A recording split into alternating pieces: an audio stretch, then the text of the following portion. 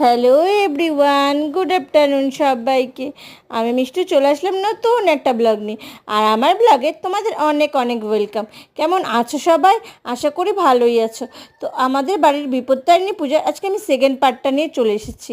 আমি তো তোমাদের প্রথম দিনই বলেছিলাম যে একটা ব্লগে গোটা পুজোটা দেখাতে পারবো না, কারণ ছোটো ছোটো করে ব্লগ দিতে হচ্ছে।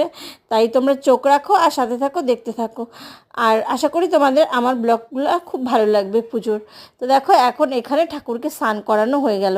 ঘি, মধু, যাই হোক যা যা দেওয়ার তাই দিয়ে স্নান করাচ্ছে। স্নান করিয়ে এবার ঠাকুরের জন্য দেখো এই যে শাড়ি আনা হয়েছিল, এই এত সিঁদুরের প্যাকেট। যারা যারা পুজো করতে আসবে তাদের সবাইকে সিঁদুর দেওয়া হবে।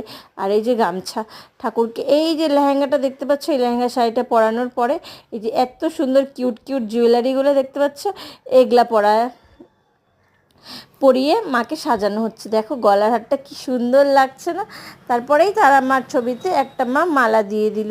আর এখানে ঠাকুরকে সাজানোর পরে ঠাকুরকে দেখো 13 রকমের ফুল দিয়ে আসনে বসিয়ে মাথাতে একটা চুন্ডি দিয়ে দেওয়া হয়েছে।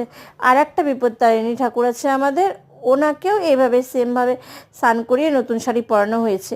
আর দেখো এই যে উপরে ভোগ রান্না করছে এই দিদাটা, তাই ভাবলাম আর একবার এসে দেখিয়ে দিই ওনার কি লাগবে না লাগবে। তো চলো ভিডিওটা এখানেই শেষ করলাম। নেক্সট ব্লগে চোখ রাখো, টাটা।